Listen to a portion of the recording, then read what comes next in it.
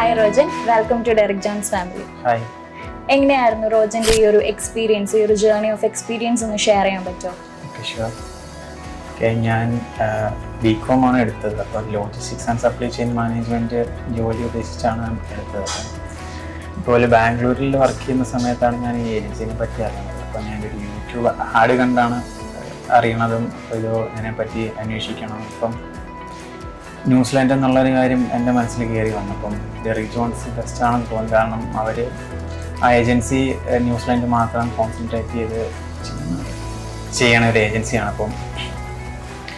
അപ്പോൾ എങ്ങനെയായിരുന്നു ഈ ലോജിസ്റ്റിക് ന്യൂസിലാൻഡിൽ തന്നെ ചെയ്യണം എന്ന് എന്തായിരുന്നു എൻ്റെ ഒരു പ്രചോദനം എന്തായിരുന്നു?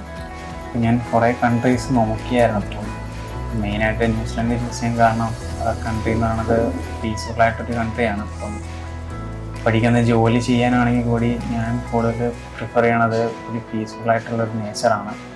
പിന്നെ അതോടല്ല അവിടെ പഠിച്ചു കഴിഞ്ഞാൽ തന്നെ 3 ഇയർ തന്നെ സ്റ്റേ ബാക്ക് ഉണ്ട്. PR കിട്ടാൻ എലിജിബിൾ ആണെന്നുള്ളൊരു മെയിനായിട്ടുള്ള മോട്ടിവേഷനാണ് ഇതിന് കാരണം. ഓക്കെ, ഡെറിക് ജോൺസിൻ്റെ സർവീസിനെ പറ്റി എന്താണ് റോഹന് പറയാനുള്ളത്? ഡെറിക് ജോൺസ് ആദ്യം മുതലേ തന്നെ നല്ല സപ്പോർട്ടായിരുന്നു. എല്ലാ വിധത്തിലും എനിക്കൊരു ടെൻഷൻ ഇല്ലായിരുന്നു. അപ്പം എല്ലാ കാര്യങ്ങളും നല്ല പ്രൊഫഷണലായിട്ടും നല്ല രീതിയിൽ തന്നെ ചെയ്തു തരുന്നൊരു ഏജൻസിയാണ് ഡെറിക് ജോൺസ്.